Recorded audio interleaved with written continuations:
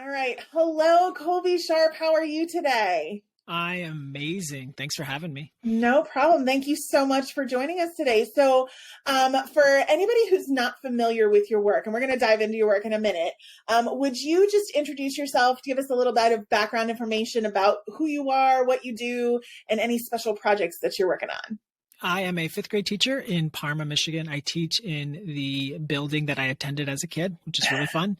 My parents still live next door to the school, so my children, as they've come through Parma Elementary, get to walk home to Grandma and Grandpa's house and get loaded up on a bunch of snacks before I take them home, which is lovely. I am the co-author of the new book, The Common Sense Guide to Your Classroom Library. Donald Miller and I also wrote the book together, Game Changer Book Access for All. I'm the editor of the Creativity Project, and I host a podcast with my friend Travis Yonker about children's literature called The Yarn. Wow. So you're not busy at all. Like you've got a ton of free time, right? I just do things that I like to do. So yeah, as long as I'm doing fun things, it doesn't feel too busy. Right. So I think that's such a key piece. When we talk about being overwhelmed, I often think I'm not really overwhelmed. I have a lot of things that I get to do that are fun, right? Yeah, absolutely. Nice. How cool for your kids to go to the same building that you went to. I know in one of the buildings that I taught at Thunderhill Elementary School was the same school that Randy Pausch went to. I don't know if you're familiar with Randy Pausch, but he talks about, like, he did a whole TED talk on the gift. He had pancreatic cancer, was on Oprah, talked about that whole thing. His kids also went to Thunderhill and could walk right down to his old parents' house. And it's just a very fun thing to be able to do as a family. Yeah, we love it. So I'm curious, on all of the projects that you're working on, what makes you so passionate about? Because is there a common denominator between all of them? Yeah, I would say books and reading, getting kids excited about reading in ways that teachers can help them to fall in love with books. Mm. And so why that passion? Why are you so strongly believe in literacy? Well, I think that if you love something, then you will want to do it more and you'll get better at it. And I think loving literacy and loving books is a pathway to help kids live full, rich, amazing lives. And it opens doors for them to do just about anything that they want. I would agree with that. I'm a full believer, and our whole organization is a believer that literacy is embedded into everything that we do. I mean, you can be artistically literate, you can be math literate. It's not just about quote unquote books, but I think that books open the world for kids no matter where you are, which I think is so important. So I want to start with the Creativity Project. Because we are a creative podcast, but I'm very curious about some of these other projects as well. So okay. Let's start with the Creativity Project. What exactly is it, and how did it get started? So the Creativity Project is a book that I published with Little Brown Books for Young Readers. And I basically got to invite a bunch of friends and like authors and illustrators. I think there were 44 of them into the book. And each creator sent 2 prompts. So it could be a picture, it could be a sentence, like a story starter. It could be just like some rules of something to create. And we sent those 2 prompts to another creator, and that creator got those prompts in the mail.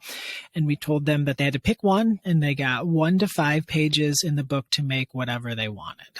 Wow. Yep. I mean, having read the book and having recommended the book to our audience for a long time now. Thank you. I think the prompts themselves, I think, are valuable, but also seeing how people interpret those is something that's fascinating to me, because it's not, sometimes with some of the prompts, I don't know that I would have interpreted it the same way. So it was really interesting to see somebody else's thought process there. What gave you that idea? Well, I think it's really interesting to see how kids create and how authors create. And so often, like, we control so much of what kids make. And it's like, oh, you have choice, but here are all of these rules within that to limit your choice. So when I was talking with Susan Rich about the idea, and it kind of morphed into this idea where we wanted kids to see all of the different ways that you can make something. So a lot of times when we do these prompts in my classroom, the kids will think that they're supposed to write a story, right? In paragraphs and tell us from beginning, middle, end. And so I'll give them a prompt, and then it's really fun for them to see how their favorite creators took those prompts and responded. Whether it's, Dave Pilkey, he did write a story in paragraphs, and they might have expected him to create a comic. And it's just really, I think, fun for kids to get a chance to see what's possible. And it's so fun to share them in class and to see what their classmates make, and for them they just get more and more comfortable. Today, we're recording this on a Wednesday, and we do Quick Write Wednesdays. So this afternoon, after we're done recording, we'll get a chance to respond to one of the prompts in class. And they look forward to it every week, and they will get so upset with me if we don't. I was talking yesterday, we're finishing up a narrative writing unit, and like, all right, tomorrow we're going to do this with our stories, and we're going to do this. I'm going to teach you this revision technique. And they're like, no, you're not. I'm like, what do you mean? No, I'm not. And they're like, it's Wednesday. We have to do a quick write. I'm like, you were right. So it's a lot of fun. So I love this. And I think this is such an interesting concept in education right now. A couple of things. One, the idea that we've trained our kids to think that creativity is writing a structured or performing in any way, whether it's writing or even a performance, in a structured kind of box. And that, which is, for me, as a former music teacher, that's so sad, because I want kids to be able to use their imagination. This is the thing that I think we've lost so much. And I don't know if you've seen this, but when I go in schools in the last 5 years, I feel like imagination is the thing that kids struggle with, which, as a kid, you shouldn't have to struggle with imagination, right? Yeah. So I think giving them opportunities where they can stretch their imagination is awesome. And also, do you find like they crave it, right? Like they will not let you forget that Wednesday, right? Mm-hmm. Like they crave the opportunity to do it, right? Yeah, we're creative beings, and any lack of creativity, I think, is in large part because we've taken it away from them, right? We force them to be in these boxes, and with COVID and with school the last few years, I totally get, like, we're just trying to survive, and I don't blame anyone for anything that we've done. Right. Getting to this point and still being in education, I think, is a win right now. Yeah. So yeah, I think that they want it and they love it, and they're pretty uncomfortable with it at first. Choice and freedom and play, especially when it comes to something like writing, and just watching them get it back is really, it's really amazing. A lot of times we always have some time to share. And if it's like a lesson that I teach about something, and then I want like, will you share your ending to your story? And, you'll have to, like, maybe a kid will raise their hand, and then another kid will feel sorry for me, and then they'll raise their hand. But with this, it's like so many hands are in the air, and so many kids who maybe don't volunteer to share in other areas or at other times. So it's really fun to see. And then they'll even keep working on them. Like, we'll spend, like, I don't know, 7 to 10 minutes in the quick write. And I always let them know, like, this is just a start. If it's something you like, keep going, see where it takes you. And a lot of them do. A lot of them will come back like a week later or 2 weeks later, and like, you remember that prompt we did with that picture you showed us? I'm like, yeah, like I've been working on it. Can I share? So that makes me so happy to see them taking that and giving it more after. Continue. Not just because so often, like, even whether it's reading or writing, like, kids see reading and writing as a school thing often, right? The school owns reading, the school owns writing, and that's why so many of them don't do it in the summer or don't do it outside of school, because we have created these kids who feel that that's something that they do for school. It's not something that they see brings value to their life. So if we want them to be independent, like we talk about independent readers, but if we want them to be independent creators, we have to give them some time to create what they want. Yeah. So, and you answered one of my questions, which was how long you give them. So it's 7 to 10 minutes. And just to be clear, they can do anything, right? Like, they could make it into an artistic piece, or they could maybe create some music or whatever, right? Yeah. Or they could, this makes me think of this thing that I did last week. I'm going to write about that instead. So yeah, it's wherever it takes them. They'll create a comic, they'll create a play, they can create a poem, whatever it is that they want to create. Nice. So I'm sure this is not the only way that you embed creativity into your classroom, right? Mhm. One of the things that I hear most often, and I'm sure you do as well, is how to find time to embed that into the curriculum that we've already got, especially since we've got to catch kids up from where they were, since they weren't in school for so long. So what are some other ways that you find you can embed creativity in what you're teaching throughout the day? I think just anytime that kids can make things, right, and it's not on like a worksheet, giving them an opportunity to be creative. Whether all of our kids, a good thing that came out of the pandemic is we all have iPads now, Yeah. and for me, like the goal is, can we make it so that they're creating things on the iPads and not just like doing like screen worksheets? Right. So like we'll do a lot of like having like something like Flipgrid where they can record short videos, and like it's so interesting because like they all want to be YouTubers. Not all of them, but many of them want to, but they're so bad at creating video content. Like they just have no idea how to make anything. They're just, Mm. so much of their life is consuming. So just getting them to create in all subjects as much as possible, whether it's a picture, they're just drawing, Yeah. or it's a Flipgrid, or it's some sort of organizing tool that they use and they draw. I don't know, anything to get them so that they're making things and asking questions and trying to figure things out, I think is a good way to be creative. That is awesome. Okay, so I want to move into something else that I read about you on your about page, which was that you are kind of a leader of the Michigan Nerd Camp. So can you talk to me about what is Nerd Camp? I'm very intrigued. Yeah, so I'm the co-founder of the Nerdy Book Club. Donalyn Miller and I run the Nerdy Book Club, and Catherine Sokolowski and Cindy Minnick have been helping us run it since the very, very first days. And we ran that for years. And then these ed camps started popping up, which is like an unconference where there's not a schedule. You just go and pick what you want to learn and have conversations. And some friends, my wife and some friends here that I work with around here, we're like, well, that would be cool to do with like a literacy twist. So we thought we would just call it Nerd Camp because of the Nerdy Book Club. Yeah. And then if you capitalize the E and the D in nerd, it's like says Ed Camp. So we went with that, and the first year we had like 180 people, and we're like, oh my gosh, who are all these people coming? And then within like, we quit doing it 2 years, like right before the pandemic. And our last year we had people from, I think, 25 states. We had thousands of people register the very first hours, sold out. I mean, it's free, but all the spots were filled. We added a kid component. We had 1,000 kids, 50 authors. Wow. Free for everything was free the entire time. No one ever paid for anything. That's so amazing. People came from all over the country to Parma, Michigan. Nice. It was really awesome. That is amazing. We decided to stop it, which it was really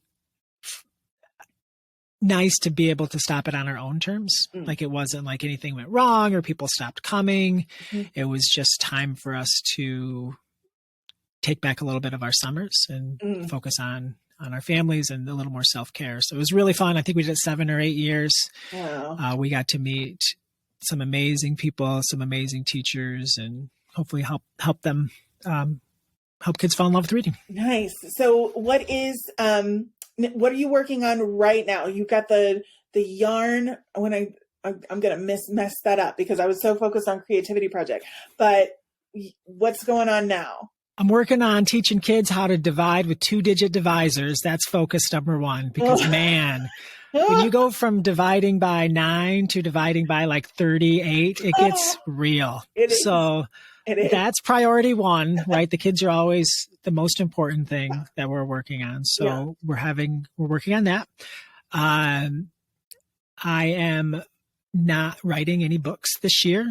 So when Donalyn and I finished the classroom library book, we're like, I don't know if we'll ever write another book together, but we are not talking about anything like that for at least the next school year. So I'm not one to like, I like to make lots of different things. So I'll make like TikTok videos and YouTube videos and podcast and write blog posts. But I don't like to have like multiple writing projects at once. I like to finish one and then take time and then decide if I'm going to do another one. I don't feel like I'm like someone who I wouldn't guess call myself like a writer. Like I don't like just write every day, Mm-hmm. but I write when I have something that I want to write about. So Mm-hmm. a lot of times if I have just like ideas, I'll make a video about it or Mm-hmm. maybe write a blog post, but I don't like set out to write every day. So there's not like a book project right now. Mm-hmm. So I'm just trying to share what's going on with my classroom Which is and great. help those kids as much as possible. So, and I think I've got an arts integration lesson somewhere back in my like archives for 5th grade, teaching those dividing by numbers, like with remainders, even like when you do the remainders, and it's a dance lesson. Right. I think somewhere along the way, I remember having to write one of those, and I was like, man, this is hard. So there's always a bus question. Like, we have this many students and this many kids fit on a bus. Right. How many buses do you need? I'm like, what do you do with the 9 kids? What do you do with them? And some of them are like, just leave them at home. Right. I'm like, well, you can't. They have to walk, right? Yeah. I'm like, well, how do you decide? And they're like, well, maybe we would take out how they act in class. I'm like, this is becoming more than a math problem. So. That is true. We build social emotional learning. Yeah, absolutely. Everything we do, right? So one of the things you just shared is, which I think is really important, is the idea of being able to let something go on your own terms for your own self-care. Which I think a lot of us struggle with. I know that I struggle with that. We, our organization actually just made the decision to let go of our summer online conference, which has been around for like 10 years. And nothing went wrong. You're right. Like nothing went wrong, but we were looking at it going, I think this is done. And it's kind of bittersweet. I don't know if you felt like that. But prioritizing our summers as well and trying to be able to be of service as best we can by filling our own cup. I know that you're a dad of 5 and you do all of this other stuff as well as your primary job of being a teacher. So how do you prioritize your own self-care? What are some ways that you do that for yourself? Because I know you're not taking bubble baths, right? I run every single day, the very first thing that I do. I ran every day since August 4th, 2019. Wow. So like almost 1,200 straight days. Woo. Between 5 and 8 miles every single day. So that's number one. I always take care of my health physically first. Like that's like the thing I feel like I do the most for me. Like I do a lot of things for my kids and my wife and for my students and try to help other educators with the content that I make. But I want to start every day selfishly taking care of myself. So that's number one. I don't do things that I don't like to do as much as possible, or that I don't feel that I'm like matter to me or that I'm good at. For example, we're going to build a new school here in our community, and there's like lots of meetings and lots of visiting schools, and you know, I have no interest in any of that. Like, I don't want to be there. I don't care about the design. Just like, I just need like a square. Like, give me the biggest square I can have as my classroom and let me bring in bookshelves and I'm good. But they are people who are really good at that and are doing great things. And we're going to end up hopefully with a really nice school because of that. But I don't need to be involved in all of that stuff because it's just not a place that I want to spend my time with right now. So I'm very choosy about what I say yes to. And I try to never go to meetings. I embrace that. So I'm curious, how does that happen? How does that play out in your school when you have to, I go to staff meetings and I don't sign up for anything.